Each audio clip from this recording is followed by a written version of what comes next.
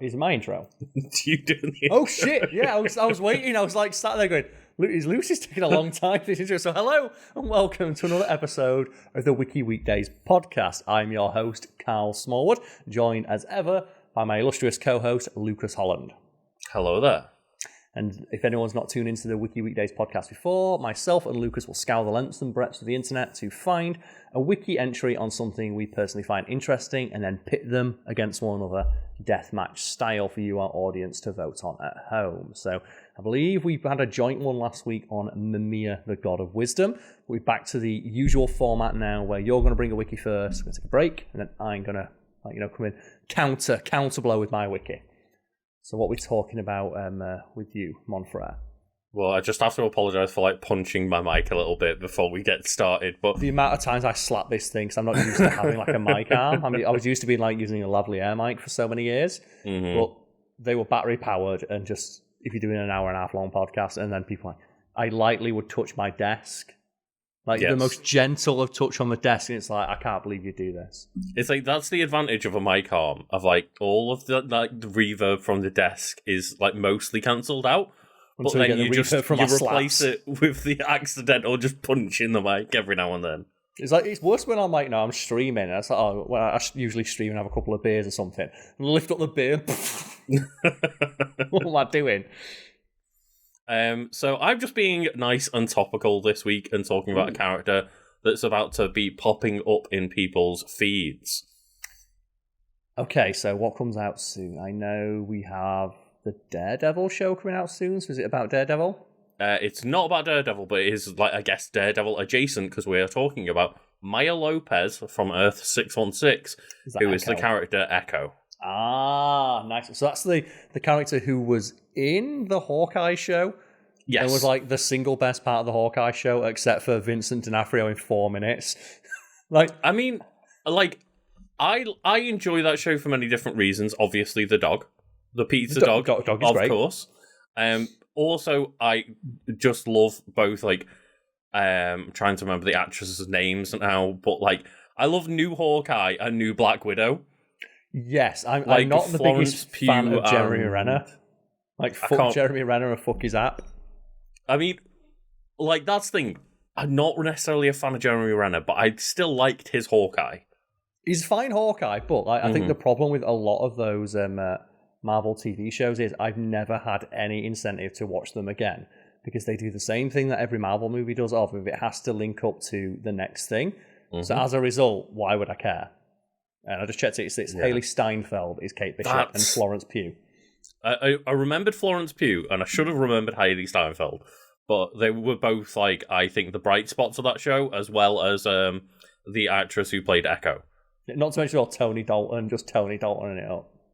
I really didn't like that performance until I went and did a rewatch of Hawkeye, and kind of knowing that he is meant to actually just be a jolly, goofy guy. Yeah, you think it sells Tony the Dalton, performance way more. Because Tony Dalton looks so evil, and he was in that at the same time he was in Better Call Saul. I'm just finishing up season 6 of Better Call Saul. I'm on one of the last few episodes, and he sells the evil so well that I was oh, this guy's really fucking good. But in Hawkeye, he's only really good in retrospect, because you realise that he is actually just a goofy, silly guy. Yeah, he's not putting it on the same way that Lalo does in Better Call Saul. Because those two shows aired at the same time. I was because obviously he's the same actor. I know Tony Dalton's a fantastic actor. I love him in Better Call Saul, where he sleeps for exactly 59 minutes.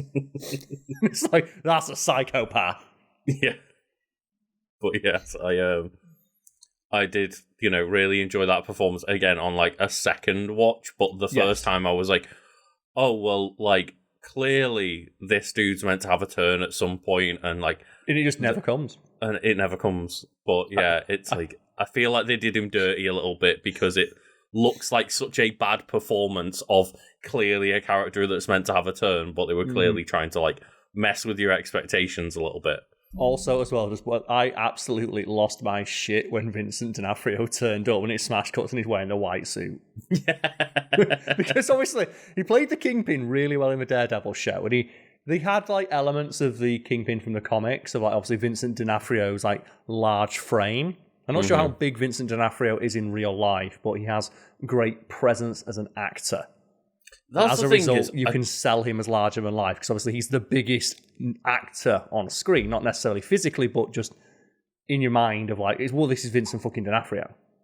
Yeah, it doesn't, like, it's one of those things, I don't think he's necessarily huge in real life, but it doesn't come across on screen, like, at all, because, yeah, you feel like he is 3 times bigger than every other character in the scene, just in terms of, like, actually, like, that presence that he's got and the way they shoot it. Yeah, but then in the Hawkeye show, they've made him so fucking wide. And I've seen, like, the only thing I've seen of the Echo TV show is, like, just a picture of Vincent D'Onofrio from behind. And he looks like Kingpin from the Into the Spider-Verse. I was going to say, they didn't quite Into the Spider-Verse, where he's just this absolute hulking man. Also, Vincent D'Onofrio is 6'4".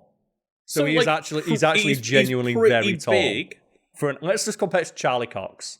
So Charlie Cox height. But that's the thing. He's a big dude, but he's not Kingpin big. No one's Kingpin big. But they sell him as Kingpin big. Yeah, like Kingpin is like 7 feet tall and at least 9 feet wide in the comics. Yeah. I also liked his take on the voice as well, of that like Vincent D'Onofrio thing of like almost whispering in everything he says. Which I think there's an interview with him when he talks about it of like, well, a lot of like performances of Kingpin in animation and stuff have spoken like very, very loud, almost like theatre-esque. Because, well, that's not power. Real power is making people lean in, and the Kingpin would speak in where people have to lean in to listen to him. That's what power is. The way I see it is it's like a personification of the quiet before the storm. Yes, and that's the thing, that when he has those explosive bursts, I'm going, Vanessa! And starts smashing that guy's head in the car door. Or that is still like one of the most visceral things I've ever fucking seen. Yeah, but then when he just turned up and he's in the white suit, he's got the pimp cane, and she shoots with an arrow, and he just goes, what are you doing? And the Kingpin, his body checks her. I think that's what the niceness is of, like, those Netflix shows were very, very grounded, whereas I think this is like, here's that character, but set in a slightly more comic book verse where, like, you've got the giant arrows and stuff like that, and yeah, it's like he can just take an arrow like it's fucking nothing because he's the Kingpin. Because he's the Kingpin, yeah. It's like the same actor playing the same character, but not necessarily in the same universe. Because that Kingpin, as scary as he was in the Daredevil show, it's like, what the fuck is he going to do? Yeah, exactly. Like, he got beaten down by just Charlie Cox. Yeah. Like, pretty convincingly as well. It wasn't much of a fight. Yeah, not when Daredevil's like in, I need to win because I'm the protagonist mode anyway. Oh, like it's just but I am looking forward to seeing more Vincent D'Onofrio because I love as well that he loves being the Kingpin. Yeah, he's a really serious big name actor, and you think people would be like embarrassed of being. He's like, no, I love being the Kingpin. I love it. I love wearing that stupid white suit and swanning around like a dickhead. And obviously we've talked spoilers on Hawkeye, but I guess like, spoiling the end for Echo's character within the Hawkeye show. Like, the way that we leave it, I believe, is, ripped straight from the comics of Maya. She just shoots, like, Kingpin in the face. And I believe in the comics, like, he comes back with an eye patch or something, but... Oh, it's so badass. It's presumed that he's dead in the show, and then, like, the trailer for Echo smash cuts to Kingpin second one, and it's like, well... Well, I believe that if you shot Kingpin in the head, it wouldn't work. It's like a Brandon Routh Superman Returns. The bullet just crunches in his eye, like, no, not today. I think just if it hit the Kingpin, I think he'd just tell it not to hit him, because he's the Kingpin. He'd just bribe it. He's like, does this gun live in New York? Yes, I run New York. The gun won't work. But anyway, the introductory quote, for Maya is, she can't my speak, name right? is...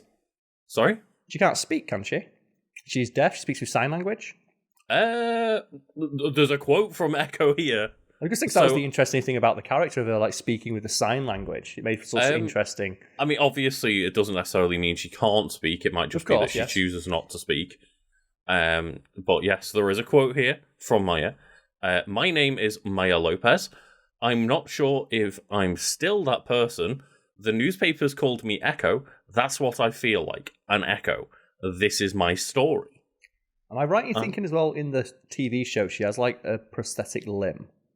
Am I remembering this correctly? When she's like, if she does not attach some like cool gadget shit to that prosthetic limb, what are you doing? If she's not hooked up with Hawkeye and been like, wait, can I get a Pym leg? Yeah. Just like, whoopah! Do you know the bit in Kingsman where there's that like ballerina with the knife legs? No, I only watched like number 1. Well, that's what she's in the first one. Really? Yeah, the ballerina with the knife legs. Clearly, I don't remember it enough. The church scene is the only thing I remember. It's the only thing anyone remembers. Is it Grindhouse? There's a lady who has the prosthetic leg that's just a gun. Oh my god. Like, she doesn't walk in like a Barrett minigun leg. What are we doing? Oh, yes, of course, yeah. Both got Final Fantasy on the mind. Just Barrett coming in with his machine gun arm. No, it's so like, great. give one to Echo. I still love, like, if you equip, like, the melee version of that, he still threatens people with it in cutscenes. It looks so much more scary, because it's just him threatening it with a giant pincer. Axe, like. Just giant pincer arms. It's like, no, Barrett, stop it. So we have some, just biographical information on the character here. Let me know more about Echo. So, Echo or Maya is female, 5'9", 125 pounds. Got brown eyes, black hair, and unusual features. A white handprint on her face, which doesn't appear yet in the TV show. Because she's an Urukai, of course, yes. Yeah, like, it does kind of look like the Urukai, actually. Origin human, ward of the Kingpin with a talent for mimicking actions. Because that's the thing, isn't it? Yeah, so she's called Echo because my basic understanding is, I've only had a brief, because I remember when the show came out, I looked her up to see like, oh, what's this character? What's her deal? She's like basic like mini Taskmaster, right? She can copy other people's movements like exceptionally well. This is the first I'm looking up Echo. Okay. So I was wanting to do this before the show comes out because I don't have much of an understanding of Echo the character in the comics. And that's the thing, there's not much of that in the show itself. Like, she's exceptionally good at fighting, and they say she's a very quick learner, but that's not superhumanly quick. No, it's not. There's nothing really super about her yet in the TV show, but hopefully that comes in her own TV show. Oh, hopefully she does, like, can we please get Taskmaster done right? Oh, God. Like, the thing that pissed me off most about that Taskmaster is that they were silent. Yeah, when Taskmaster talks so much. And the thing is, though, we definitely get a silent version of Taskmaster now with a character who doesn't speak. Oh, God, yeah, and it's one of those of, like, yeah, you can make Taskmaster a woman or a man. I don't care. I don't give a shit. Tony Masters. I don't care at all. Like, it can be anybody underneath that outfit, but the fact that they had no personality is what bothered me about that iteration. Because people don't know. We've discussed it before, the idea of Taskmaster in the comics, the why Taskmaster rocks around wearing like a bright orange cape and a skull mask is because it's marketing. Because he's like the world's greatest mercenary. And the reason he dresses like such a dickhead is it's just a sign of confidence. And he would hand out business cards saying, I'm Taskmaster, when he goes and kicks people's ass. And just, anyone who's played Ultimate Marvel versus Capcom 3 knows, like, how much he just shouts every single move he's going to do before he does it. He's basically an anime character, yeah. He loves bragging about the moves that he has, because, like, there's nothing more demoralizing in the Marvel universe of, like, I fight like Captain America, Black Panther, and like, oh god, no. Just when he's like, fucking, Spidey swing, and he's like, Spidey's like, wait, what? No, you can't do that. Just like, aim of Hawkeye, sword of Black Knight. And I like this. It's like, living status, alive, formerly deceased. Falls is dead. That's everyone in Marvel, right? It is. I guess technically with the snap happening in Marvel, almost literally half the universe is technically deceased. Number 1, killed by Electronachos and resurrected by the Hand. Number 2, killed by the Progenitor, revived by the Progenitor. Is that why she has the handprint on her face? She was revived by the Hand. Is that a thing the Hand does? I don't know. Because I know like the Hand fights Daredevil a lot. Mm-hmm. I've never seen anyone with like hands on their face. And I also love as well that the reason why Ninja Turtles they fight the Foot Clan, because it's the inverse of the Hand from Daredevil. Yeah. It's great. There's a few little references like that of them just being like a massive Daredevil mock-up. Yeah. But yes. I also have her thing up on me here, and please mention just the third paragraph of her intro on the wiki because I just read one line and went, no. Okay, I haven't got that far yet, but we'll start at the top. Okay. Maya Lopez, better known as Echo, embodies a life defined by tragedy, transformation, and unparalleled resistance. Mm-hmm. Born deaf, her remarkable lip-reading ability delayed her diagnosis for a significant period, which that's impressive for a baby. The baby can read lips. Baby can read lips. Which is Marvel, who cares? Yeah. Her father, William Lincoln, a member of the Cheyenne Nation, and secretly employed as a mob enforcer by the notorious Kingpin, met a tragic end at the hands of his employer. In his dying moments, Lincoln implored Kingpin to care for Maya, leaving a haunting handprint on her face. Right. Okay, so that's from her father being, remember me, I'll never let you forget. It's like, remember the life I led beating up people for a living. Remember me as I was an arsehole who was like an absolute menace to society. Don't worry, you're under the Kingpin's care now. It's going to be fine. Maya was initially placed in a special needs school before her exceptional talent prompted her enrollment in a school for the gifted. Xavier School. No, not mutant school. Not mutant school. So she's not a mutant then, okay. As far as I can tell, so she's passionate about art and dance. She thrived in these disciplines. However, Kingpin, of course, manipulated her for his own vendetta, convinced her that Daredevil was responsible for her father's demise. That's such a Kingpin move. I love the Kingpin. It really is. It's like, fuck it. I'm just going to convince you that Daredevil killed your dad so I don't have to do this shit. It's like, I read my father's autopsy reports and it said that he was just like beaten by like giant 4-foot wide fists. It's like definitely, it's definitely sounds like Daredevil. No. Just tip X that out and say Billy Clubs. Yeah. Says he was thrown out of a 100-story window of Fist Tower. It's definitely Daredevil. It's such a Daredevil move, that. Classic. He did that to me last week. The thing is all about Kingpin in all the comics, like, even though he calls himself the Kingpin and everyone knows he's a criminal, whenever he goes to court, he says, but I just sell herbs and spices. He's got that alibi. Yeah, he just claims that he's a spice merchant. So just had to stop then because my dogs were kicking off at the door going, but yes. We're excited for Echo. We've got our the little Datsy Echo. That's the one. The double bark. But yes, driven by a thirst for revenge, Maya engaged in a fierce battle with Daredevil, demonstrating her unparalleled combat skills. It's like there are many people in the Marvel Universe who want to maybe challenge that. Also, as well, I love the idea that this is essentially just a deaf person fighting a blind person, and their superpowers are respectively. The blind person has the ability to see, and the deaf person doesn't need to hear.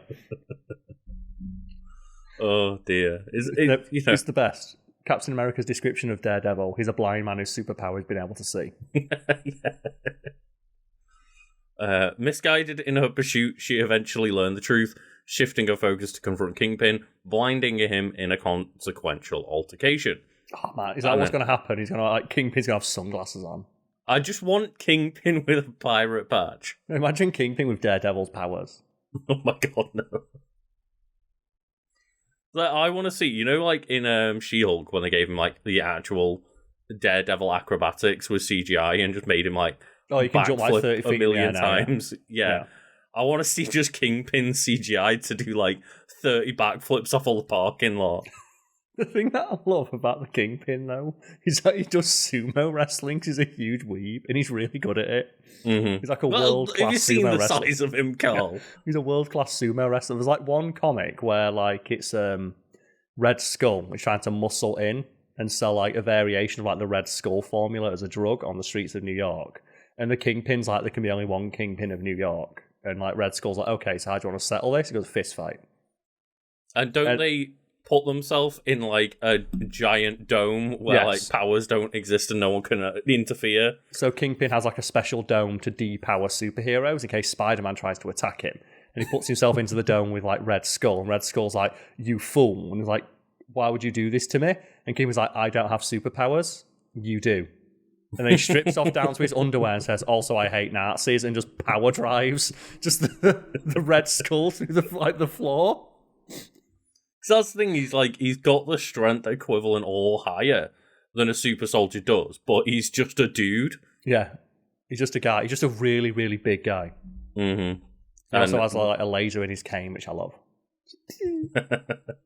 You've got to have some weapon in like your cane or your umbrella or something. It's just villain 101. Well, his real weapon is that he's just got a shit ton of lawyers. Yeah. I'm surprised it's not a katana in his cane, let's be honest. Oh, I'd be so weebish. The thing is, though, Kingpin would never disrespect a katana like that. Maybe, yeah, true. And this is the paragraph that you wanted us to get to, Karl. So, yes. Embracing a journey of self-discovery, Maya embarked on a global quest, seeking solace in art museums and undertaking a vision quest per the advice of an elder from her father's reservation. Adopting the mantle of Ronin, Maya aided the new Avengers. Everyone's Ronin. Why is everybody Ronin? I guess because all you need to do to be Ronin is just like put a hood on and stab be a people. badass with a hood and kill people. Yeah. I also absolutely it's funny in that way of it just keeps happening. I was a villain. I was actively participating in so many crimes, but then I realized that's bad, and now no one ever calls me on it. Yeah. Black Widow told me to stop murdering everyone I come across, so now I'm a good guy again. Yeah. I'm Hawkeye now. Remember in the Black Widow movie where it's revealed she put a hand grenade in a child's backpack, and that's supposed to make you like her as a character? Well, it's supposed to make you feel empathetic towards her, and it's no, you just murdered a child. Yeah, where she says he was in a bulletproof building and no one could get in. It's but it was the only way I could ever get to him. It's but you're literally called the Black Widow, and you were trained to infiltrate anywhere, and you've got a guy who, in the Avengers movie, shoots an arrow from a plane going 1,000 miles an hour onto a giant jet into a USB. Into a headwind. Twist it around and fire perfectly through a window hit a USB slot, or and it's Avengers USB system, whatever that is. And they say there's no way we could have got this guy. We had to put a hand grenade in his child's backpack, and it's really? He doesn't have a single open window, not one. He hadn't learned that trick yet, Karl. He's not got air conditioning. He's not got a guard who'd maybe perhaps want to date Scarlett Johansson. Yeah. Oh dear. Lucas, she had to put a grenade in that child's backpack. She had to do it, and then that child became Taskmaster. But not actual Taskmaster. No. Just one without the mouth. It's just great. When they go to all that effort of we were the best trained people in the world, and they put a hand grenade in a child's backpack. It's I could have done that. Why did they pay her $1 million? The thing is, though, you wouldn't have done that. And it makes sense when it's oh, well, I'm Black Widow, and I wanted to complete the mission, and I, spent all my life not giving a shit about people. But the whole and then point it's is Black Widow. She got Hawkeye involved, and Hawkeye's the family man who's lovable with kids and all this, and the whole point as well is the Black Widows will only kill the person you tell them to. Mm-hmm. That's why you hire them, because they do it with no collateral damage and complete deniability. They just put a hand grenade in a child's face. It's that's. I could have shot a rocket launcher at his office building in that case. Anyway, we'll catch him back up. Where was I? Yeah. Oh, yeah. I actually meant as well that it was the next paragraph I miscounted. Sorry. Oh, Karl. Okay, we'll keep going for a bit, but yeah. Maya aided the new Avengers infiltrating and confronting the Hand and their collaborations with Hydra. However, her life took a tragic turn. Yeah. The Hand and Hydra. The Hand and Hydra. Oh my god, if you cut off the hand, they grow another. Yeah, it's 40 hands, and the end of each finger's a Hydra. However, her life took a tragic turn as she fell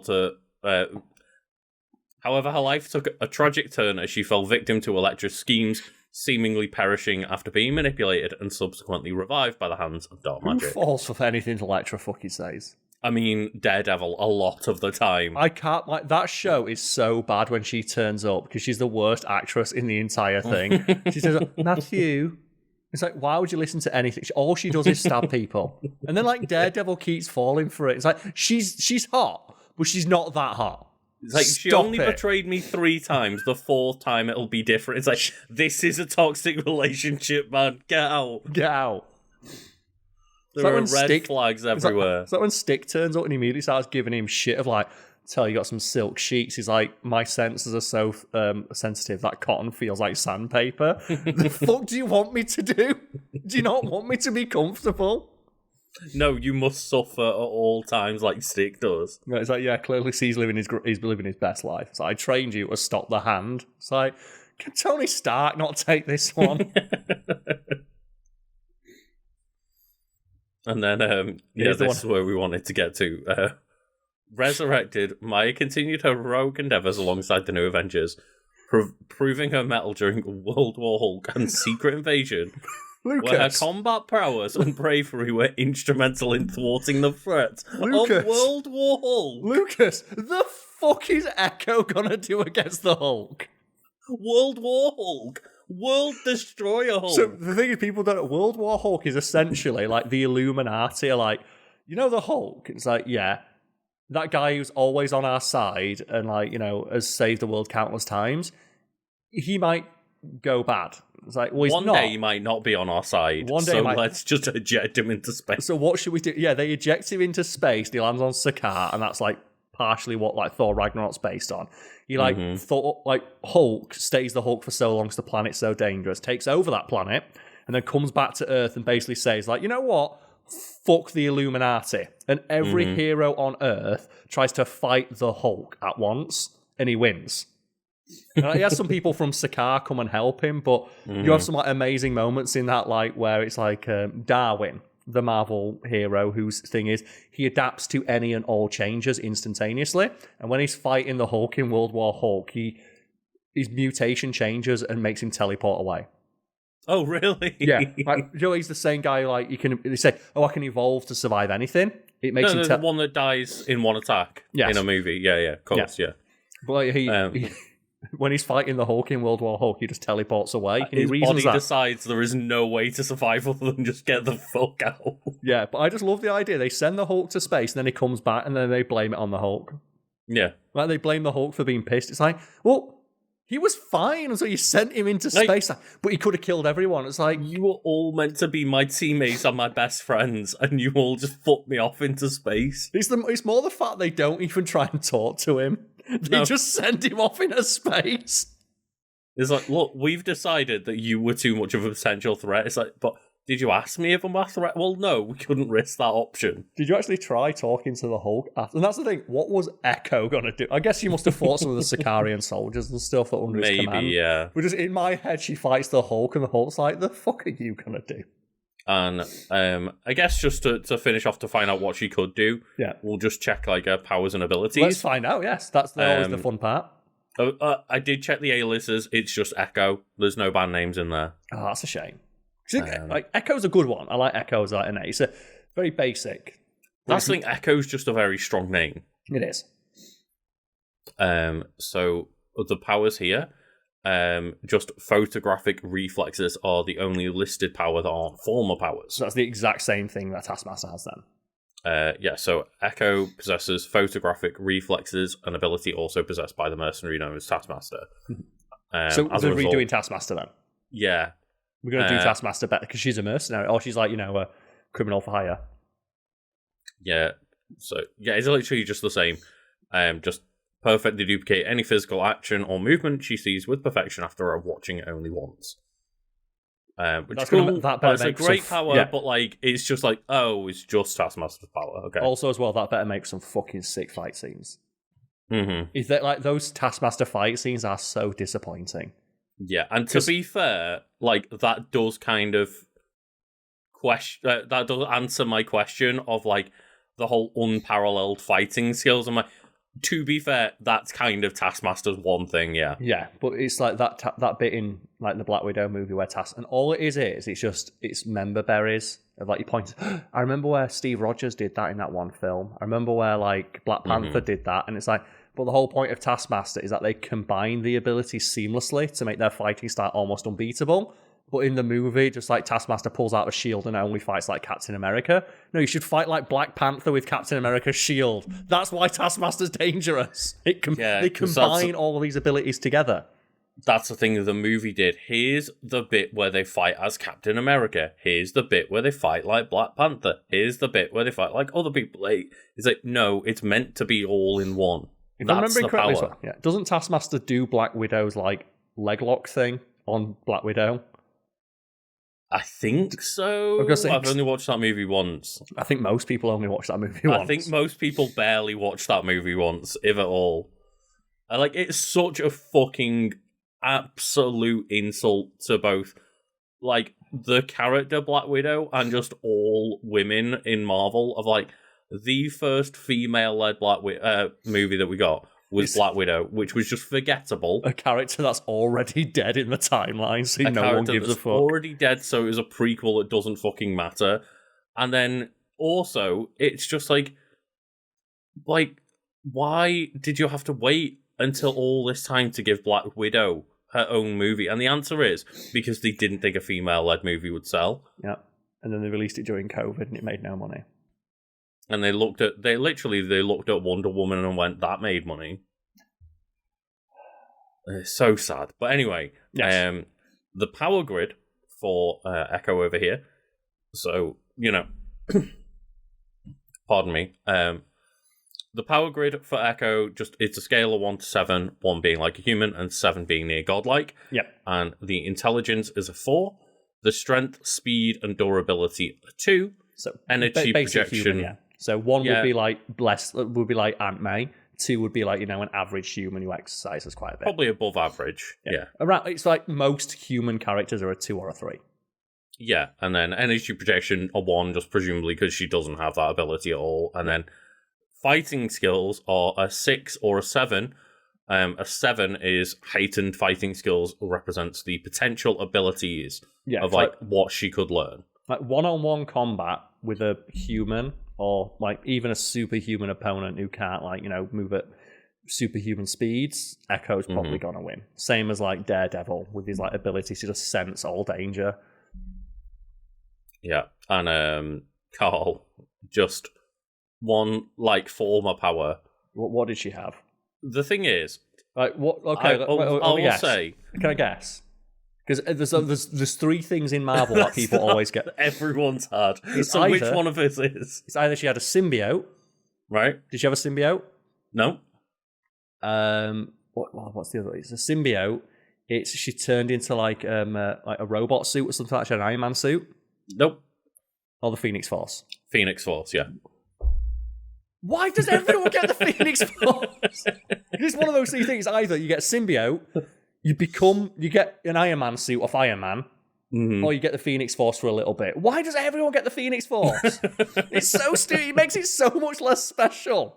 It makes it way less special when you're like Dark Phoenix and Phoenix, like some of these like unparalleled kind of entities in Marvel Comics almost, and then like obviously there are greater powers, but one of the greatest powers and one of the greatest comic book characters, and then just it's such a letdown when you find out that 80 different people have had the Phoenix Force. It's like, all right then. It's like they don't become the Phoenix, but it's still just It's like I said, a symbiote. It makes the symbiote so much less cool because they keep making it jump into everybody else. Mm-hmm.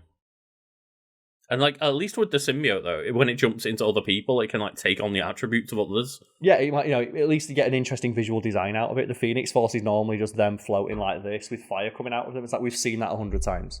Well, I just meant as well as that the symbiote like literally keeps some of Spider-Man's abilities and so on. Yes, and it takes on like forms of its host and like the things that it doesn't like. It basically becomes like Taskmaster. It combines all of like the best aspects of the previous host into one.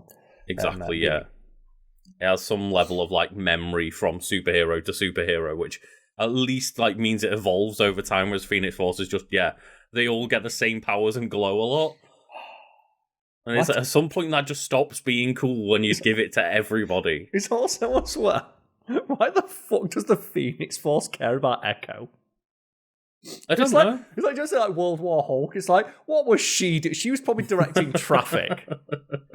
It's like, do you know that in like World War Hulk, they send like the Juggernaut in, and the Hulk throws the Juggernaut into space. Because like the Juggernaut's like, nothing can stop me, so the Hulk's like, okay, and throws him into space. Just keeps him going. And, like, what do you do? Like, imagine like the Illuminati sat there, and they're looking at on their, like, Professor X is a little bubble car, he's with Doctor Strange, he's with Reed Richards and Iron Man. And it's like, okay, we're sending the Juggernaut in. And it's like, okay, so he's moving pretty quickly. And it's like, hang on, what's going on here? Okay, the Juggernaut's in space. He's accelerating. He's accelerating. What's going on? It's like, who should we send in? Well, let's try Echo. Let's see what chance she's got. Like, literally, Juggernaut, the unstoppable force. It's like, yeah, of course, Hulk's just going to, like, keep him moving. Just throw him into space. But, like... Let's send Echo in. Let's see what she's got.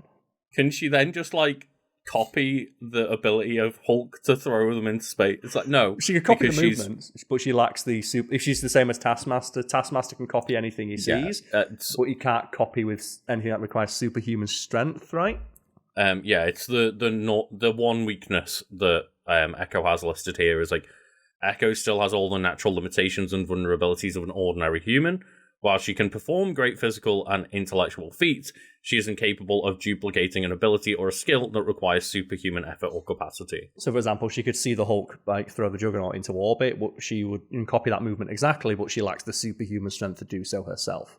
Yeah, she'd just get flattened by the Juggernaut while attempting to do it. It's like, what is she going to do? Like, the Hulk was once so angry. They said that him taking one step threatened the Eastern Seaboard. Yeah, but she can try and copy that step. It's like, the Hulk once lifted up a 150 billion ton mountain. With no leverage. He saved the... And that's the thing as well, that happened before World War Hulk. Do you know that really iconic image of, like, the Hulk holding up, like, a mountain? Mm-hmm. And it says, like, there's a 150 billion ton mountain that threatens, like, you know, our greatest heroes. And beneath it all is one very angry man. And it's the Hulk holding up the entire mountain to save, like, all of the X-Men and all of, like, the Avengers. And then after that, they said, like, he's too much of a threat. We've got to send him into space. Like, don't worry, we've got Echo. Like, don't trust this man. Yeah, if he comes back, don't worry, Echo's got this. We have our contingency plan. Yeah. Just break glass in terms of emergency. It's like, and they're like, why is she not arriving? Oh, yeah, she can't hear it. No. Is that not listed as a weakness then? Her deafness? So deafness is under additional attributes. Okay. So I'm guessing because she's got this ability, it's like one of those, same as like Daredevil. Like him being blind should be a weakness, but his powers basically negate any weakness that would be caused by being unable to see. Not necessarily. It does say her inability to hear leaves her susceptible to attacks on movement that rely on sound cues, sneak attacks, distraction through noise, or strategies dependent on auditory signals can catch her off guard, giving her opponents an advantage. So I guess it is still a weakness, but they don't want to be like, you know, they don't want to necessarily say that deafness as a whole is a weakness. It's like, it does pose challenges for her, but she also is able to, like, do other things and able to just, you know, kind of negate that effect most of the time, but there are times where at least it's susceptible. And presumably as well, it can also be used to her advantage, because then she can play, like, very loud noises. That would be distracting for someone else. Well, yeah, exactly. It's not always a weakness, because you could just, like, blare fucking any noise you want at the Hulk. You could do those, like, sound waves to attack the Hulk, and she's just like, what? Yeah. Whatever, I'm deaf. Well, it's like that one great Daredevil comic where he's going home, and he listens to his, like, his wall. Says, oh, no. There's a bunch of guys hiding in the dark in my apartment, all wearing night vision goggles. What am I going to do? And he turns the lights on. It's just, obviously he can't see. It doesn't matter if the lights are on. And all like the guys with night vision, like, I can't see. Yeah, that's the thing. Is like, just because she can't hear also means that she's not susceptible to any auditory attack as well. So. Not to mention she's in the Marvel universe. It doesn't matter. Like, there's no such thing as disabilities when you're a hero in Marvel. It's just like, Iron Man will build you a suit. You're just a different type of person. There's no disability. Iron Man will build you a suit. It's like, as you said earlier, it's like Daredevil's a blind man with the power to see. Yeah. But yeah, then just, you know, lastly, is a lot of it's just kind of like, okay, cool, she's very good at everything because she's like dancer, pianist, martial artist, but like, of course, because you can just replicate anything. And then weapons, she has billy clubs similar to those that the Daredevil carries. And then handguns, poison darts, and shuriken. And then, like, obviously as Ronin, she just goes to nunchaku and katana. Of course. The thing I love about Daredevil, though, is like his billy club always makes sense because he can hide it very easily by making it like his white cane. Mm-hmm. Like, that's one of those genius bits of character design of like his primary weapon is also the thing that sells his disguise, like his blind man's cane. But like Echo's walking around. Yeah, I need this. It's like, well, I mean, like you can get other impermanent canes, I guess, but like they've never portrayed Echo as walking around with a cane, as far as I'm aware. Mm-hmm. She should hide it in like a prosthetic leg. I mean, that's true. Is that what's going to happen? Is like she's got the prosthetic leg that just fires out a billy club or some poison darts? No, she should hide Daredevil's billy club in there. Just hide Daredevil in there. Now, if we're going to get a moment as well in that series where like Kingpin's going to beat her with her own prosthetic leg. I mean, the thing is though, I say that as a joke of like get Daredevil in there. Pimtech exists. Yeah. You could actually hide Daredevil in the leg. You could hide like a mansion in there and throw a mansion at the Kingpin. I just love the idea though. Just sucker punch him by throwing a tiny Daredevil at him. He's like, "What the fuck do I do now?" No, what you do is you use like that Pym tech. Do you like when like Hank Pym shrinks down like the beach house? Mm-hmm. Do that with Fisk Tower and throw Fisk Tower at him. Throw his own tower at him. Oh, but yeah, that's just a brief overview of Echo, the character, and you know, it's one of those of. I guess right now I'm not excited for the TV show because Disney and Marvel seem to just be like throwing it under a bus and just being like, you don't need to care about this one. Yeah, all 10 episodes are coming out at the same time, even though it's based... do you think part of it is because they don't like how successful and well-regarded those Netflix ones were? Maybe, yeah. Because is this the Echo TV show, not the Born Again one? Presumably this is not Daredevil Born Again, yeah. Presumably it's going to lead into that, because it's a Marvel show, and it can't have any stakes that only exist within that. It's got to lead on to the next thing. Presumably, yes, because this probably got finished up a while ago, but, like, the Daredevil Born Again is apparently getting, like, completely reworked and retooled, because they've only just decided now that having showrunners was a good idea. Oh, please just make it a crime procedural where it's Daredevil. Like, make it into a Phoenix Wright TV show. If we don't get the episode of, like, another Jennifer versus Matt in court, we don't get She-Hulk versus Daredevil in court, like, round 2, I'll be upset. That should be the entire show. Mm-hmm. I said that my pitch for a She-Hulk TV show is, like, there should be 1 or 2 action scenes, but I wanted there to be, like, a moment where he's in court giving the address, and that you hear an emergency outside. And, like, she'll just say, "Excuse me, 1 moment." She should walk out, like, as the She-Hulk, you hear a big bunch of crashes. You have a bunch of people like just shifting nervously on the spot, and then she walks back in, like just going, and then gives the rest of her address. Yeah, and gives the rest of her address. Like the noise outside just stops. Mm-hmm. You hear a big bunch of crashes, and she walks in, like, you know, address all ripped up, and then continues giving the address to the court. That should have been the intro to the show. And it's like instead, it's just like, oh, yeah. Like I'd say, it's one of those of I really enjoyed her character in Hawkeye. I think she was one of the most memorable parts of that show, but she's still a very Disney distinct just look, seemed to be like, we just need to fart this one out and forget about it. Yeah, because she has such an interesting look, though, doesn't she, to the actress who plays her? Not sure what her name is, but just like she just looks very visually interesting, which is great for a comic book TV show because comic books are visual based. It's a visual medium. Let's just quickly credit the actress, of course. Alakwa Cox, from the looks of it. But yeah, she was very good, and I'm excited to see more of her Echo, and hopefully this means we get a more interesting Taskmaster character. Oh god, it's got to be right. It's got to be more interesting than the one that was in Black Widow. And that's the thing, like, the only issue is it's just that they don't talk. I mean, like, we don't know what they're going to do with that TV show, because clearly the comic book character talks. Yeah. So we'll see. We'll find out. We don't know how they talk. That could have been, like, you know, a thought bubble. It is a comic book, right? It could have been a thought bubble, could have been written down, could have been sign language. Yeah, I literally think this podcast, even though it's recorded a couple of days early, I think it comes out, like, on the day it's all out. There we go. Perfect. So I guess I know what the thumbnail is. Yeah, it'll be whatever you're talking about in a minute after this break. Cheers, everybody. So we are back from our break, Karl. Yes. And before we just get into a quick bit of housekeeping, I am doing my best. I've noticed in a few edits, like, when I get into reading the page a bit more, that I, like, you know, with my lack of experience, seem to, like, stumble over the words sometimes and, like, mumble a little bit and stuff.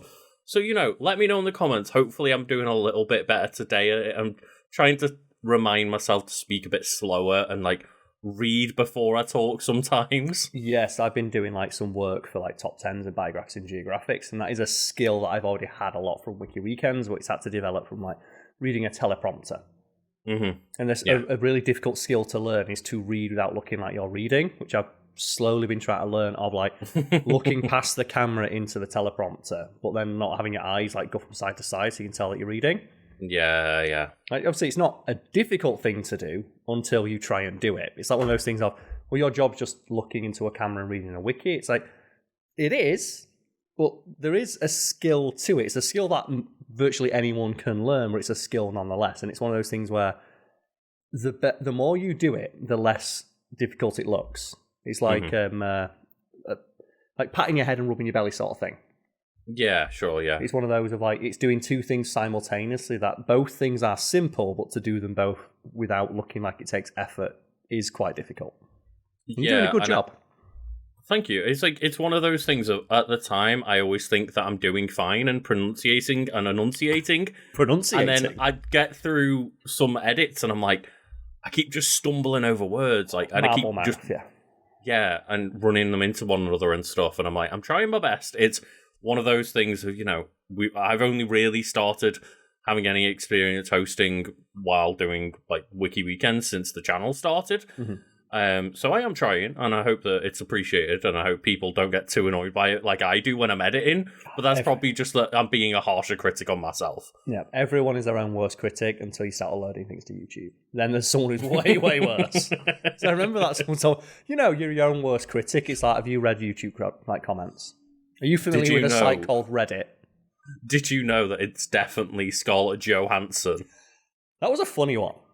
Like, I remember saw that. It's like, why are you pronouncing Scarlett Johansson's name Scarlett Johansson instead of Scarlett Johansson? It's like, because she's Danish. Like she's Danish, American, but she's Danish. Like, she's her father's Danish. It's a Danish last name. Mm-hmm. And also, that's how she pronounces it. And I'm sure she doesn't correct people when they say Scarlett Johansson. No, because she lives in America. Probably gets it all day, every day. But yeah, the Europeans and the Danish pronounce that Danish word Johansson. Mm-hmm. And it really got to me of like Americans telling me that, not just like, oh, you're pronouncing it differently. Like, you got this so fucking wrong. I'm like, it's European pronunciation. It's like that triggered me a little bit. It's like getting corrected on British pronunciations. Mm-hmm. So I recently did a video for Geographics about Hillsborough, which is it happened in Sheffield. Did they say like, oh, it's like Hillsborough? No, it's one of the things. There's a lot of like British pronunciations. When I was reading, and the script was written by an American, and I was reading through it, and they were putting some stuff in like quotation marks. That didn't need to be in quotation marks. It's like, yes, there was some football hooligans known as Furbs. And I'm like, oh, that's adorable. But they were like the concept of like hooliganism. And I'm like, really? Yes. Americans haven't watched Green Street? Probably not. Not seen Elijah Wood? I don't know. I don't know how popular that would be in America, but fair. Yeah, as I was going to say then, just have you got anything to plug for us before we move on to your wiki? Just like, the usual social media. I've mentioned Biographics, Geographics, and Top 10s, where I'm currently serving as their interim host. So, check those out if you want more structured goodness from me. That's me reading from scripts, not necessarily riffing as much as I do here. And like my Twitch stream, I'm taking like, not a break per se, but I might not be playing like Metal Gear Revengeance for a couple of weeks because I'm partaking in Dry January. Oh, okay, yeah. So as you a lot normally of people make tend those to like Friday night, once a week, just have a little bit of like a couple of beers, I should say, with your Metal Gear stream. So yeah, that makes sense. Yeah, so I'm going to the gyms on Fridays now instead. I did debate like turning them into fitness streams and like doing like exercise instead, but I just could not deal with internet commentators criticizing or making fun of my form. Mm-hmm. So my form is not great, but it's good enough. And there's certain things that I just don't want to be like doing press-ups and have someone saying, well, you're not doing the close arm press-ups instead. It's like, no, I've got a fucking bad back. I have to do them. I was like, oh, your arm. Oh, like, just, you don't need it. Yeah. That would be too stressful for me. There's one thing the internet has taught me is, it's like there's the number one thing people love tearing down is people trying to better themselves. Because you'll never encounter more critical people than trying to get in shape and get healthy. Online. Yeah, it's like when people get like, videoed at the gym if they're overweight and get fat shamed, and it's like, but I'm here at the gym trying to get better. Do you know what the best bit is? I've never had that at the gym. No, but I've seen a couple of viral posts of like, this asshole is like fat shaming at the gym. And then it's always the internet where all like the bullying takes place. I've never seen it at a gym. No. Don't get me wrong. Like, I've never ever seen either first hand or third hand that actually happened in a gym. I don't want to scare people off. Nope. And I've never had I have seen a few viral posts. Like, it happens once in a very, very blue moon. But it's always like the internet where all the bullying takes place. And I've never had anyone at the gym, like, make fun of my... I've had people walk up and say, hey, do you want some help? Not in an arsehole-ish way. It's like, and I've gone up to people and asked them for help. Like, I've seen, like, the huge buff dude at the gym. One thing I've noticed, like, when people do an exercise I'm not familiar with, like, I've seen people doing specific stretches and said, oh, excuse me, like, what's that stretch for? Because that, like, I've not seen anyone do that. And so, oh, yeah, this, like, this is a basic one, but, like, just know, this is for, like, stretching out your shoulders, and say, so when would you do that? If you want to, just little things like you ask them, they speak to you about, thank you very much, I'll incorporate that into my routine. Generally speaking, most people at the gym are polite and wholesome, and you're all just there in the understanding of, like, you all feel a little bit probably ashamed, like, unless you're, like, the bodybuilders and all that, maybe. And they're the friendliest people there, because they live at the gym. They live for that stuff. They live to share that knowledge, but online, I just don't want to deal with someone being like, you call that a press up? And it's like, well, how many fucking have you done today? I'm trying. All right? I'm trying. Yeah, and, like, that's the thing. You can find an asshole everywhere, as is life, but generally speaking, like, I don't want to put people off going to the gym for that reason, or anything. It's not common. What would you like to plug? I would just like to plug my Twitch as I normally do, twitch.tv/Legend of Kanto. And, just say, like, Mass Effect Mondays are happening at the moment. We're playing through Mass Effect 2 on Monday nights. Tuesday nights do Tunic Tuesdays for Zelda games, and then I normally do, like, my Thunderbolt Thursdays for Pokemon. And just generally, I have been doing, like, another run of Pokemon X, but, like, last week I was like, let's just make a Charger Bug team and have fun doing that. The fact you beat someone with that team. The fact I went ranked online and started getting, like, special Rhyperior sweeps against Landorus's and shit. Mate, I saw that and I was inspired. So I made a little team. And I went into casuals, and the literal first team I come against was Urshifu, Landorus, Therian. It's like, you're in casuals! This is not casual. Are you coming with 6 fucking legendaries?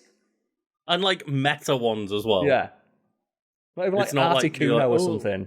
Yeah, you're not bringing in, like, a low tier one, but, yes, I just, like to bring a nice, safe and casual space over on my Twitch where we can all just enjoy generally having fun and being wholesome, but... Yeah, Karl, what have you brought for us this week? Well, you covered a character who, at least in the TV show where most people are familiar with them, doesn't speak. I brought along a character who never shuts the fuck up. Okay. And specifically, this is multiple characters, and we are on the wiki page for the origin characters from Baldur's Gate 3. Right, so I am really pretty unfamiliar with Baldur's Gate 3 because, like, for anyone wondering, I want to play the game. I want to play co-op with my partner, and like we both got like an Xbox and PlayStation. So yes, it's like I'm waiting for cross-play to happen. So you can just play on the same. You want to play through the same save file. I just don't want to learn very much about the game other than what I've already heard. Like, obviously, for the sake of the podcast, that's fine. And that's why I'm happy to do so. That's why I thought we'll cover the origin characters, because basically all we're going to get is the basic overview of each character you can potentially play as. That sounds fun, Which is the thing you'll get from booting up the game. It's the literal first thing you'll see on boot. Yeah, exactly. But yeah, just for anyone being like, play Baldur's Gate, it's like, I will when there's crossplay. Yeah. Leave me to it, okay? And in regards to me, I'm currently on like my 7th, 8th playthrough, because this game just keeps getting updated. Because it's I was funny. like, I'm going to wait until they release a definitive edition with all the extra stuff. And I went, we've done a massive update where if you complete the game, we just throw like you mentioned Mass Effect Mondays, a Mass Effect 3 style citadel of just like every character hanging out for one last time to talk to them. And I'm like, oh, I want to go do that. It's just, I was editing a video the other day where it's like, you were talking about like, oh, well, Lucas keeps making me watch One Piece or wanting me to watch One Piece. And I keep going and watching bad TV, and then you're like, yeah, I've played like Baldur's Gate entirely through another time. Like, Karl, you could have watched One Piece, man. But the thing is that it's Baldur's Gate. Like, it's It used to be I Skyrim. won't judge. Yeah, Baldur's Gate used to be Skyrim for me. Of like, just don't every couple of months, you just get an itch to play it. Yeah, you get an itch to go in. And do you know what, in Skyrim, you always, when you replay it, you think, I'm going to try and make a new build. So I'm going to go in as a Nord and do a heavy weapon. And you always default to stealth arrows because it's just the easiest way to play the game. To be fair, I normally do pretty well, at least Skyrim-wise, with sticking to the role that I've decided to play from the start. Of like, I just one time was like, I am going to be like the berserker orc that only uses melee, and like I didn't ever do like, I'm actually just going to do the bullshit stealth dagger like shit. I just stuck to it. I was quite proud of myself to be able to do that. But more often than not, you end up playing the same way. Whereas in Baldur's Gate, it's very easy. Every time I've played through it, like, and here's the thing, no word of a lie. Every single time I play this game, I don't mean every time I play through it, I mean every time I boot up and play. Of like the half dozen or more playthroughs I've done so far, I will get a conversation I've never seen, an interaction I've never seen, something in combat I've never seen or done before because I'm just trying new bullshit, and a new area that I've not seen. I'm not sure how much of this stuff is like stuff they keep adding because they keep adding new patches, because apparently one of the things they were patching the game because so much stuff was getting missed because people were playing it too conservatively. So I will give you one piece of advice if you ever play this game. Long rest like a motherfucker, because long rest gets rid of all like the buffs you've gotten so far. So people, do you like that thing like using elixirs in Final Fantasy? So a lot of players weren't doing it, but a long rest is what basically resets your party and is where all the cutscene stuff happens. Right. So I was missing out on so many like fun, dumb interactions with my party because I was just afraid to like long rest and lose like the buff I've got on. Even though it's like really easy to, and once you learn that and you start to like, for example, like not casting high level spells because I'm afraid I might need, it's like, no, fuck it, cast as many high level spells as you want and then just go long rest. Yeah. And it's one of those funny things of, you know, you say like about just seeing a new interaction every single time. It's like that so many video that went like pretty viral not long ago. Someone sharing like, oh, here's like 50 different ways people I've seen like get through the goblin encounter. So many. And it was one of those things where I'd been telling my partner like we should play Baldur's Gate 3. It's meant to be like, you know, one of the games of the year. It's like the D&D. video game, yeah. Without a doubt. Like, I can't think of a video game. She trusted my word for it and was like, okay, we can give it a shot, like, when we can. And then I showed that video and she was like, oh, now I think I get it. Do you know what gets me as well? I don't think I've ever had this with any other video game. At least not recently. I got rid of Baldur's Gate, so I made room for playing. I've replayed like Final Fantasy 7 over Christmas and I really enjoyed it. I reinstalled Baldur's Gate because they had the party update. And the first night I had it installed, played till 3 a.m. It's like just every now and then, because I'm normally I'm a night owl. I work of a night, and it's I'm a game I've already played. Can you think of a game where you do that? Of like, if you're going back through, it's like I know but because so much new stuff is, I don't know what's going to happen. I know like the bare bones of a story, because obviously it's going to take the same basic path through, but I don't know what interactions are coming up. I don't know what my combat's going to look like. I don't know what my build is going to end up like.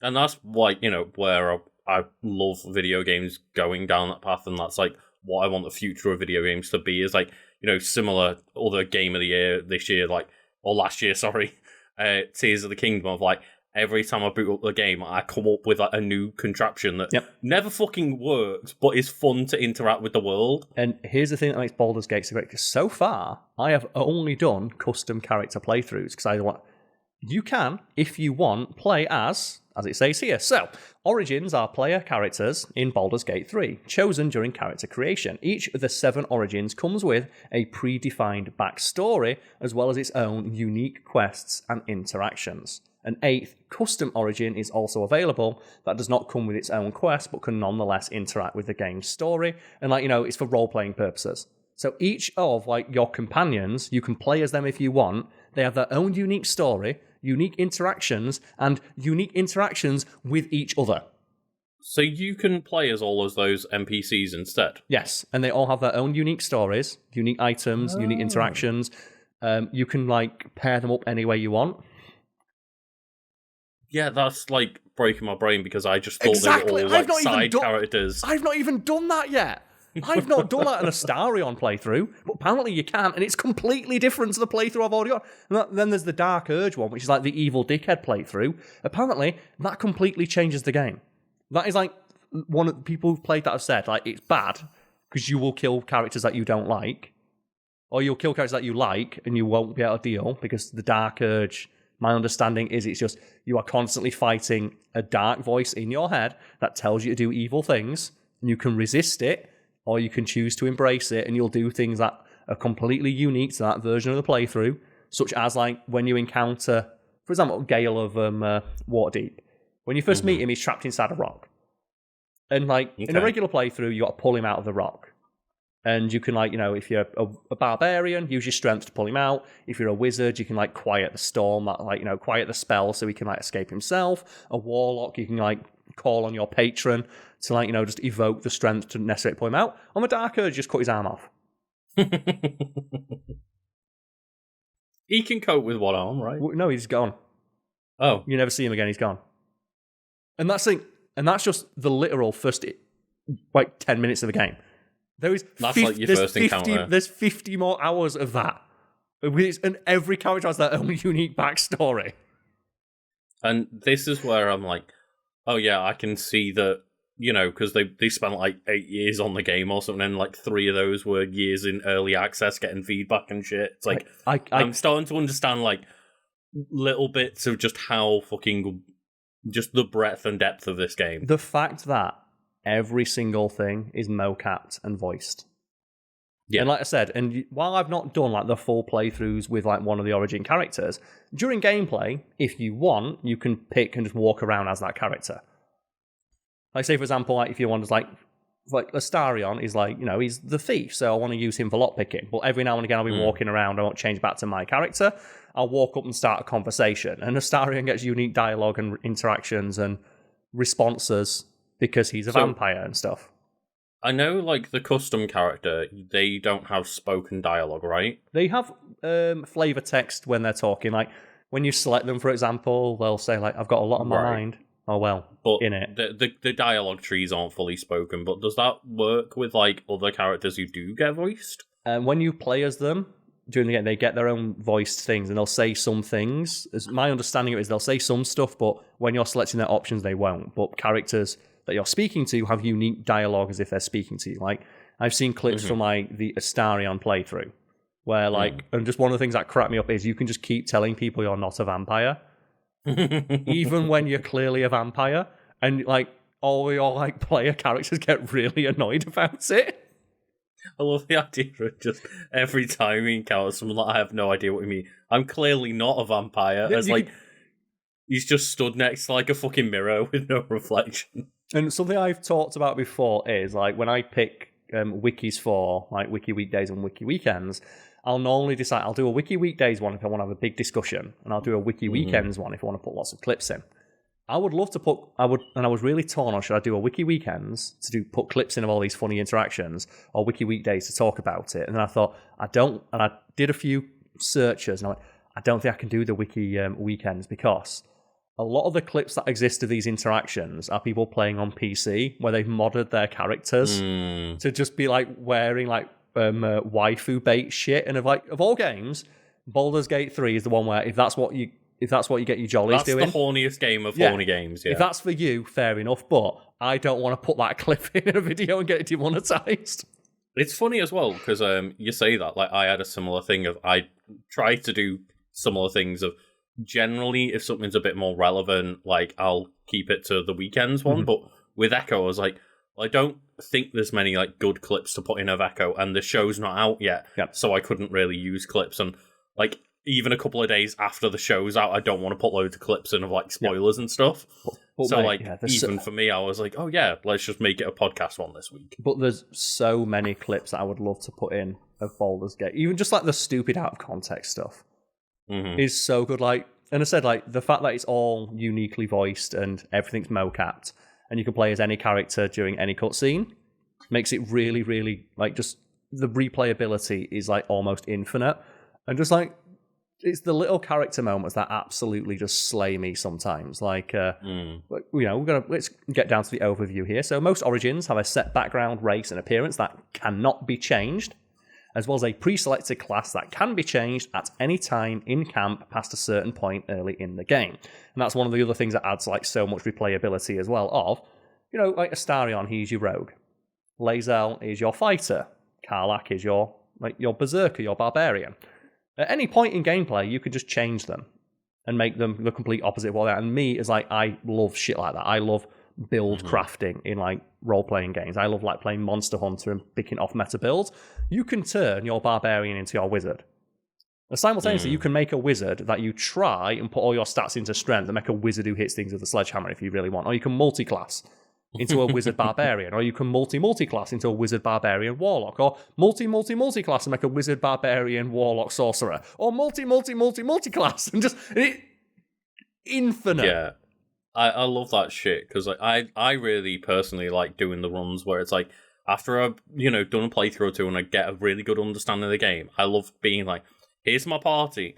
Let's put them all in the role that they are worst at, or like in Pokemon being like, never use a fully evolved Pokemon to beat the game and stuff like that. I've just like actively hinder myself to be able to play through the game and try and challenge myself on the mechanics better. And here's the thing as well.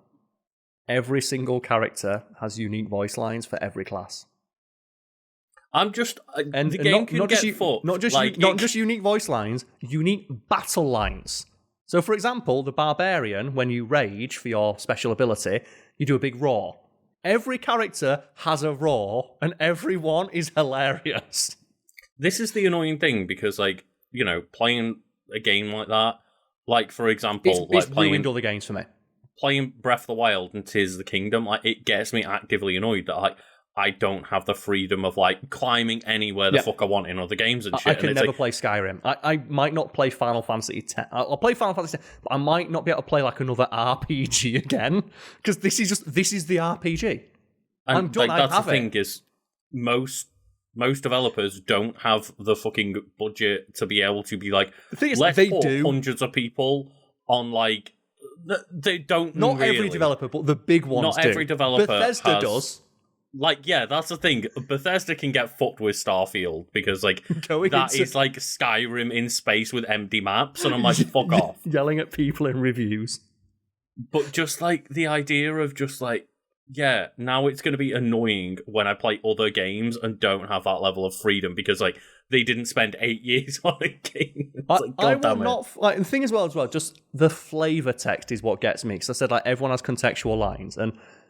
Recently, I'm playing through, I thought, you know what, let's make Karlach really sneaky, because the idea of the 7-foot-tall person who's constantly on fire being my thief is really funny. And when she sneaks, she goes, sneaking Karlach, hee. And it's like, why does she have that line?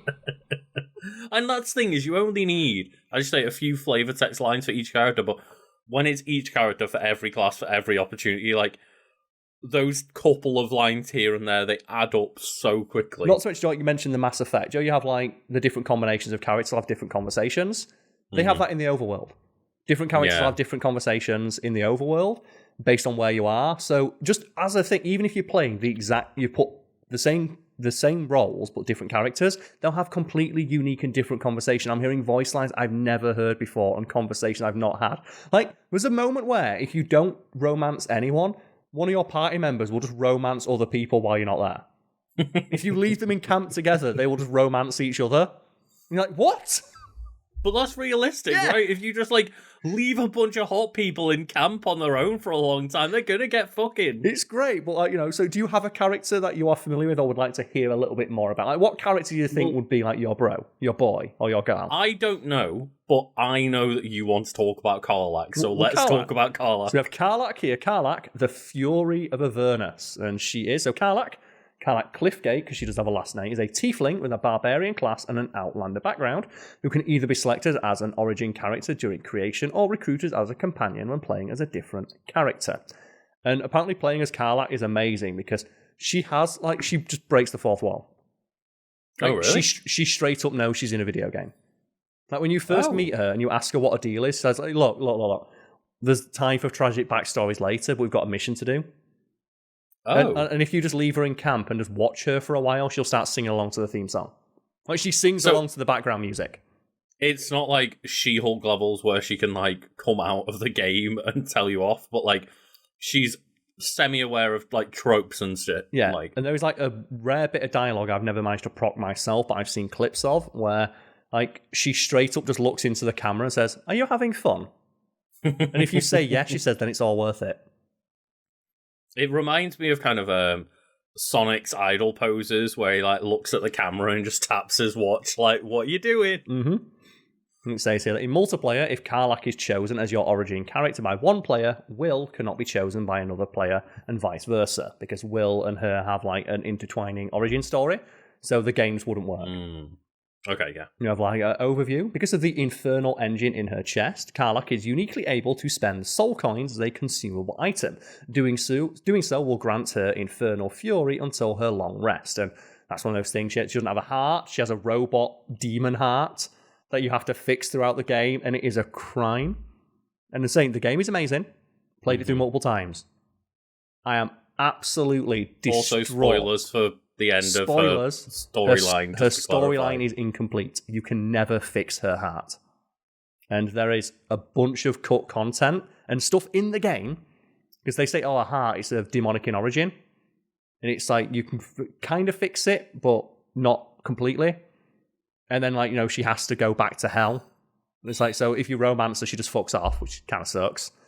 But then, like, they have moments at the end of the game where robots that are made of the same material as her but upgraded start saying, "Oh, your heart's defective, go get it fixed." And then you never get a follow-up to that conversation. And there's stuff in the cut content saying you were meant to be able to fix it, they just couldn't implement it. It's like, no, put that back in! It's like, oh, God damn it! Oh, God. And, like, it's one of those of, I hope they can put that back in at some point. There will be, no doubt, a complete edition that will put this in, because like these updates that they've been doing have been like putting cut content and lines back in and rejigging quest lines and like moments and paths through the game, because obviously so many different things can interact. There's so many things that have like needed fixing and addressing. I have no doubt in my mind that they will eventually fix that, but god damn is it a kick in the teeth. When I like try to play through the game, I looked up after the fact, like, could I have saved her? No.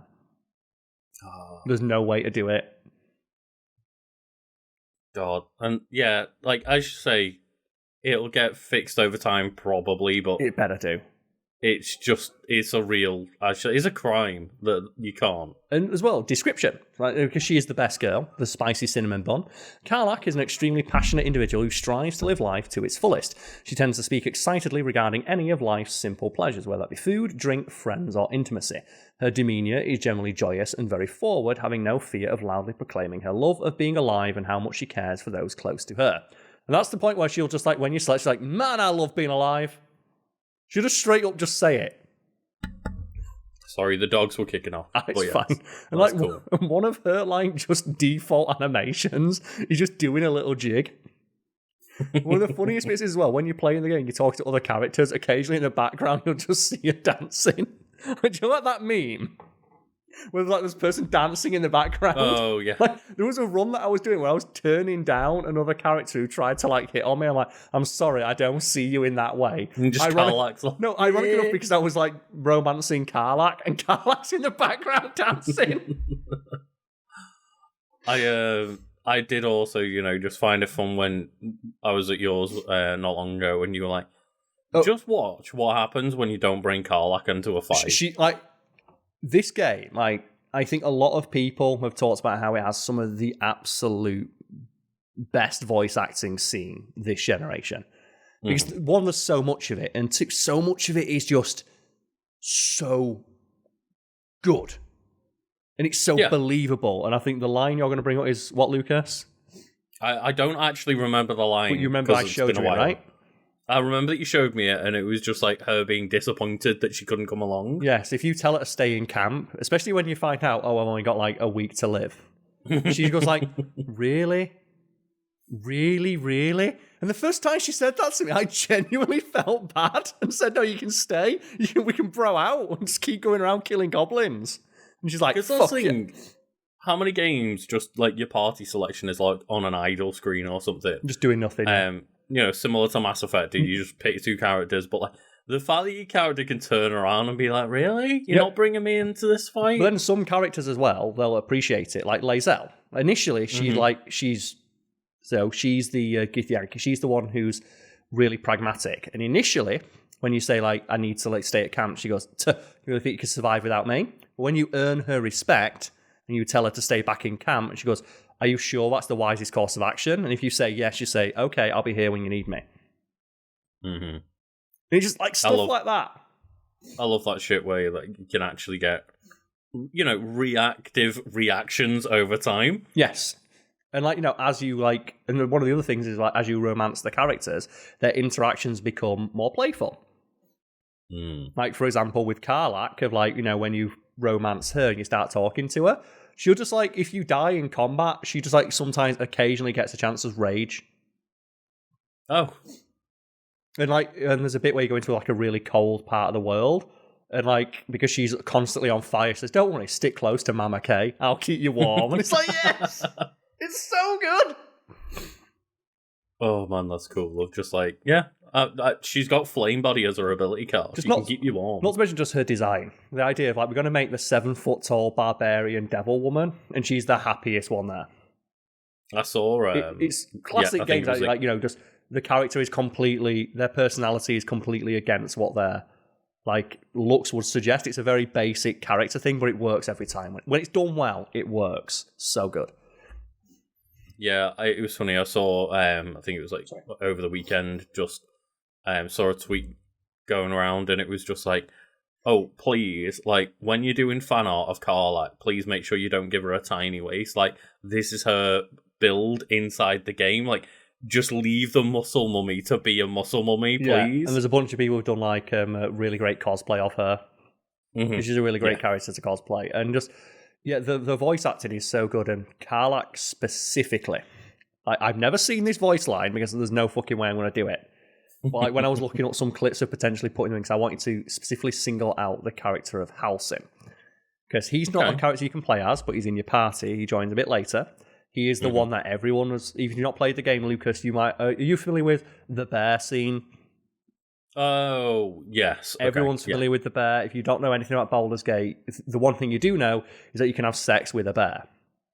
And the character who is the bear is called Halsin, and you meet him later in your party, and it's kind of genius... later in the story.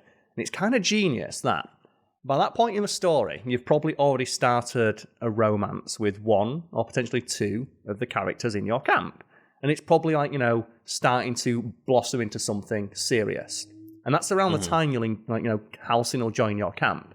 And Halsin is a huge buff, friendly elf man. So a lot of people, and he's really nice. Mm-hmm. And I think like he might have as I was familiar with the concept of like polyamory and all that stuff, like, prior to playing the game. Yeah. But I think his explanation of it, because like he broaches the subject to you, you can ask him what it is. And his one sentence explanation is like one of the most, it's so succinct, where he just says like, look, and he's such a bro about it. He's like, look, I'm happy to join your party. I'm glad to be your friend. But I think there could be something more between us. But I can tell that you're already in a relationship, and I don't want to pursue anything without your partner's express consent, and perhaps one day, their participation. But you have to go speak to them first. And every party member that you can romance, when you tell them about it, their reactions range from, they're okay with it, to, they're absolutely not okay with it, to, they are okay with it, but you can tell that they're not okay with it and just don't want to lose you. And Karl is one of those people. And her voice line, she's like, well, because she can't touch it because she's on fire. And she'll say, well, look, I'm never going to tell you not to live life to the fullest. And if this is really what you want, I'm not going to stand in your way.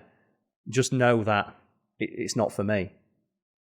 Mm-hmm. And then it's like, it's so crushing to see that line. It's like, no. Yeah. And like, that's... But this is a game we can have sex with, and then you go have sex with the bear. That's one of the interesting things, because, it's not just necessarily about, like, I want to fuck everything that moves. Like, there is that kind of more, kind of a bit of a deeper understanding to it, and a bit more of, like, actual, communication and relationship. And, I think like, I don't have the best understanding of polyamory because I've not experienced it myself, but, like, I think, like, a lot of times in media, it's portrayed as, like, oh, well, we both say we have an open relationship so we can go and cheat on each other whenever we want. And it's like, no, not really. It's an entirely a relationship based around communication and consent. And that's the thing as well, and you can do that. And like I said, there's some characters who are explicitly okay with it. One's like lae'zel, for example. If you mention that, she says, no, we've committed to one another. And if you even broach, like, I'm happy you broached the subject with me, but you know right now that I'm not fucking okay with that. And if you even attempt it, I'll immediately break up with you. And there are people... Like, end of discussion. End of discussion. Like, I'm glad you brought it up with me. We can have the discussion. I'm not okay with it. And I think it speaks to the quality of the writing and how much people get attached to these characters that there are countless forum posts that I've seen of people like, yeah, I was pursuing a relationship with Karl or lae'zel or Shadowheart, and I went and like tried to romance another character, or one of the random sex scenes that can happened. I said yes, and now that character won't speak to me. Can I get them back? It's like, no, you cheated on them. Because they're just so used to a video game of being like, oh, I just press the positive option until the positive thing happens. I just press, like, have sex with everyone I want, and I get no consequences. Yeah. And they're like, oh, but, like, you know, Karl broke up with me.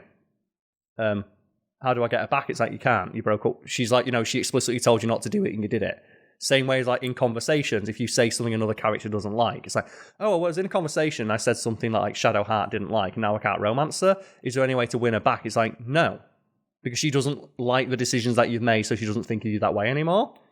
Like you've damaged that relationship. Yeah, but no, there must be a way to win her back. It's like, no, you've fundamentally broken her trust. She's not going to like you in that way. She'll be your party member and your friend, but she won't have romantic feelings for you anymore. It's like, no, but how do I get her back though? And it's like, these are like the posts you'd see on Reddit of like guys who are like, oh, my girlfriend left me, how do I win her back? It's like, bro, she's gone. She's gone, like, bro.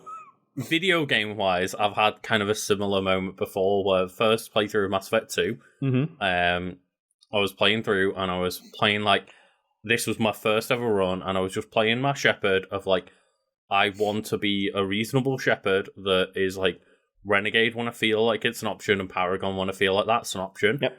And then I ended up like having a romance with Jack, and then Miranda and Jack had an argument, and I sided with Jack because they were my romance partner at the time. Yep.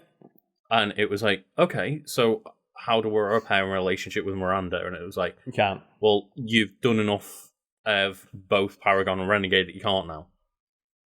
And I was like, okay, there must be some other missions I can go on, or some other side quest, and some other like extra loyalty mission I can do to win her trust back, because like I want to gain her loyalty as well. Yep. It's like, no, you fucked your run. And it's like, I just sat there for like hours just Googling away, like, there's got to be a way. How do I fix it though? Yeah, there's got to be a way. And it's the same thing in this of like people, and because like I said, it's ruined other games for me. Like Joe in Mass Effect, I want to be a goody two shoes. It's pick the top option. The thing is, you can be a goody two shoes in like Baldur's Gate, and some characters won't like that. And it's not like they don't like you being a goody two shoes. It's just it doesn't gel with their personality. And the best example of that is the other character, and we'll cover Astarion because he's the one that everyone loves. Of course, he's like you know Elf Daddy. Everyone loves Elf Daddy. So Astarion is an origin character and a companion in Baldur's Gate 3. He's a high elf rogue with the charlatan background, specializing in stealth and sneak attacks. He's portrayed by award-winning voice actor Neil Newbon. And yeah, just oh god, as far as I'm aware, I've not played every game from, like, you know, that was nominated for Game of the Year, etc., etc. But, like, just seeing clips that people have shown off online of Astarion's voice acting, I'm like, yeah, fair enough. He's so sassy. And here's the thing. Like, he's one of the few characters who he's okay with evil choices. But he's not necessarily evil. He's just pragmatic. And he's a vampire, so he's 200 years old. So his roll with it. Yeah, his concept of morality is skewed. And you have the abilities, like he's basically the I can change him guy.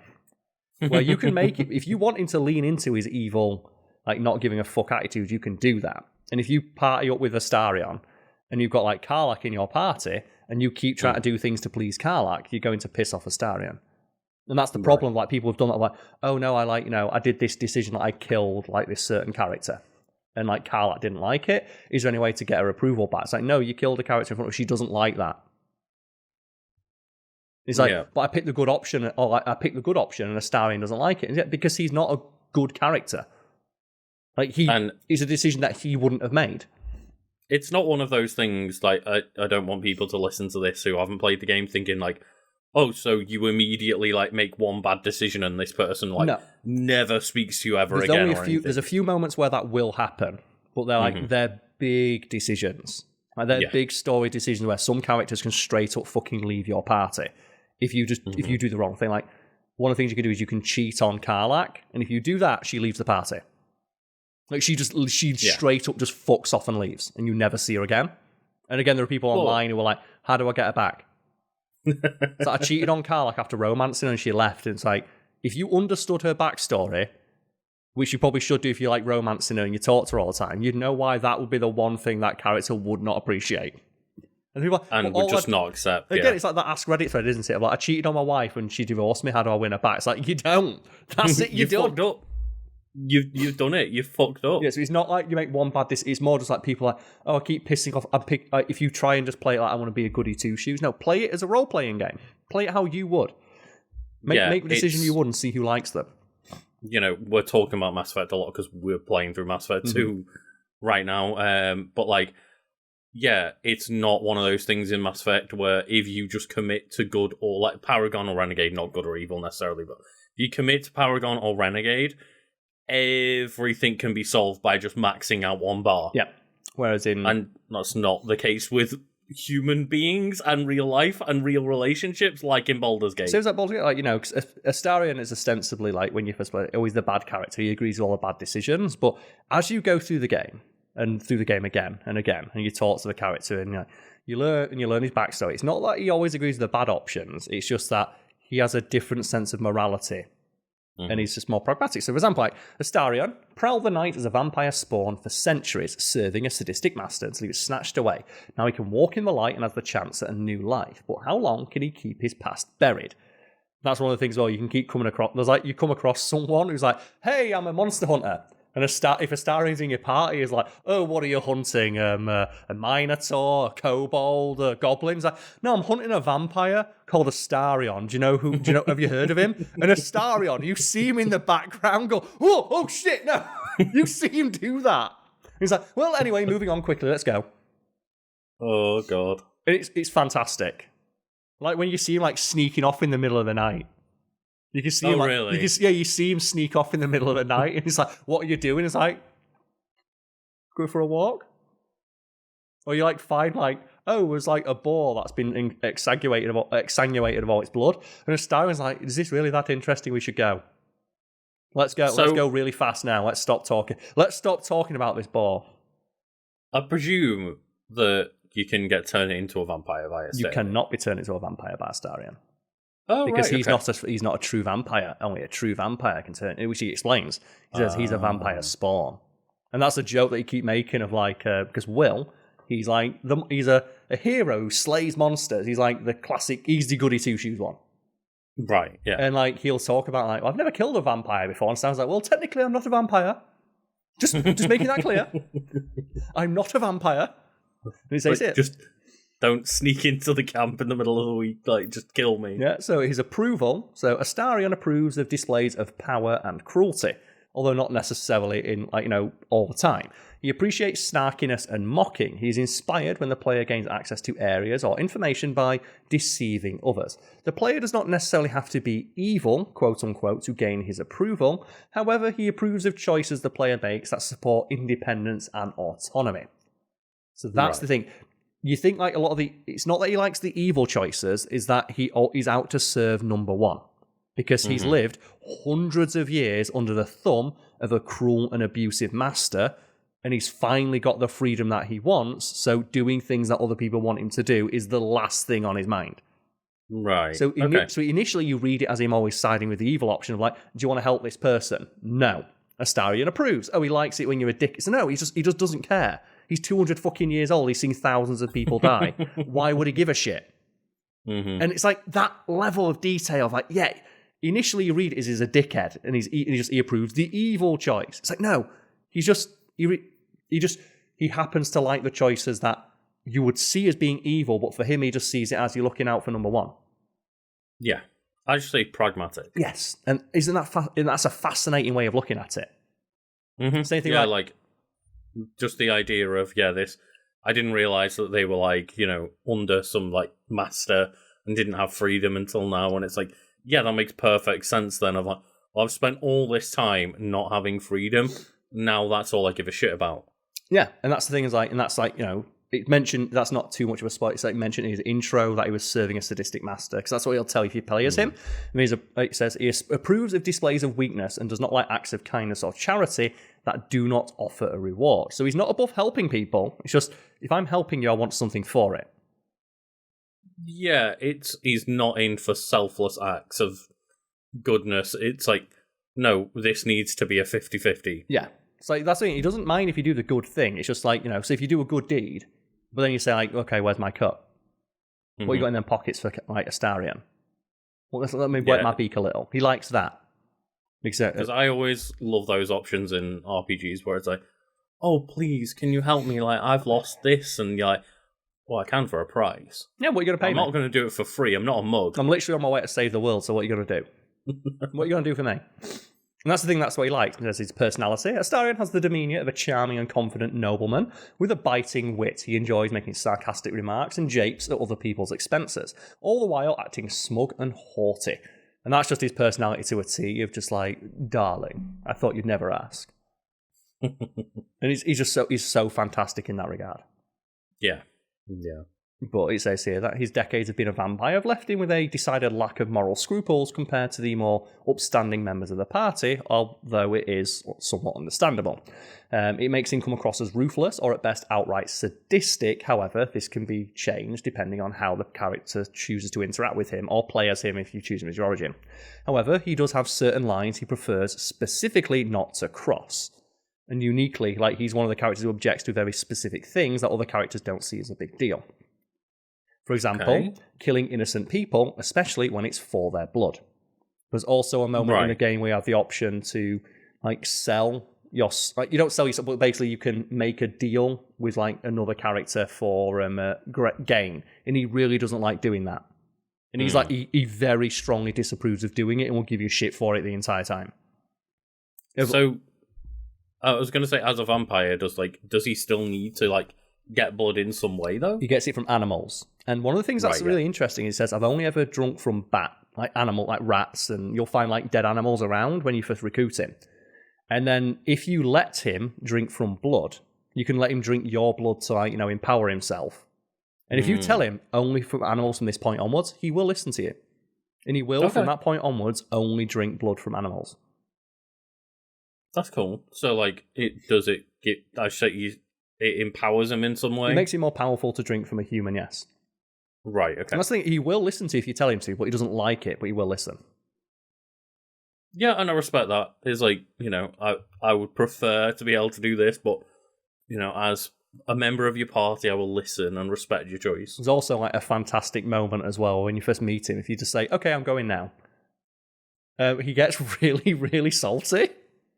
But what if you, like, don't try to recruit him? But there's this really... Because I did it as a joke. Because I thought, I played back through, because I know I'm going to go back and get him. But I'm just going to leave him and see what he does. And, like, when he says, like, when you say, okay, I don't have time for this, like, he says, wait. And you see he goes... And in his head he's doing that thing of, like, okay, Astarion, make this good. Make this fucking good, because if they go, you're fucked. And he goes, yeah, I really, really think we should work together on this one. I can be of great help. He's like, I didn't want to have to, like, stoop to this level, but, yeah, I really need this. But it's the fact that you can see, like, the mocap take a deep breath in of being like, okay, you need to be serious right now, because this, like, your life is on the line. You're losing this. Yeah. You're not selling it. Yeah, your swag's not good enough to pull this one off. Which says, it's here. Tragically, his demeanour belies a trauma of decades, if not centuries, of abuse. Astarion's sire, the vampire lord Cazador, performed horrifically depraved acts on Astarion that left him both physically and psychologically scarred, which you can discover through gameplay if you want to romance him or just become a bro. Mm-hmm.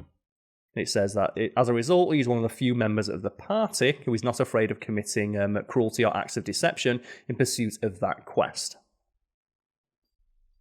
However, whether Astarion will become as cruel and monstrous as his master, or if the player can convince him to ultimately become a better person than his abuser, is entirely dependent on gameplay. Of course, yeah. That makes sense. It's like, yeah, he's set down this path, but you can, I was going to say manipulate, but, kind of steer him in a certain direction. Yeah, and as of yet, I've not done an Astarion romance, although I do want to, because he's such a bro when you're just broing out with him. And apparently his romance is one of the best, because he's the one where if you, try and romance Halsin, you have a really, really, heartbreaking line from him, where, that mask slips just for a second. Where, you say, hey, do you mind if I go, mount that bear? Astarion will say, really? Well, I guess someone would find that attractive. And then he'll stop and he'll go, is this because, we haven't in a while? And, you can see in that moment, he's really, really nervous of, is this something I did? Because he's afraid of... is this my fault? Is this my... And it's you feel so bad for him. I'm and that's the video game. It's a fucking video game making me feel bad for this vampire, fuckboy. And that is the thing is, as far as I can tell from clips I've seen online and your descriptions of the interactions, it's so everything is amazing. It feels reasonable as well. Yeah, it doesn't ever feel as though you're not being manipulated. The character just hates you now for no reason. No, it makes perfect sense. Like I said, and different characters will react in different ways. Astarion will say, I'm hundreds of years old, I've had thousands of lovers. And one of the things you can do is when you sleep with him, I was speaking to someone else who played the game and said, yeah, I slept with Astarion and I told him I had better. And he goes, excuse me? He gets really upset. He's really proud of his cocksmanship. I mean, after that much experience, you would hope that no one's better than you. But then it's if you this friend said, yeah, if you break up with Karl after sleeping with her, and I had to check this, I did not believe it because there's numerous things you can do that will improve, your relationship with a character and make it worse.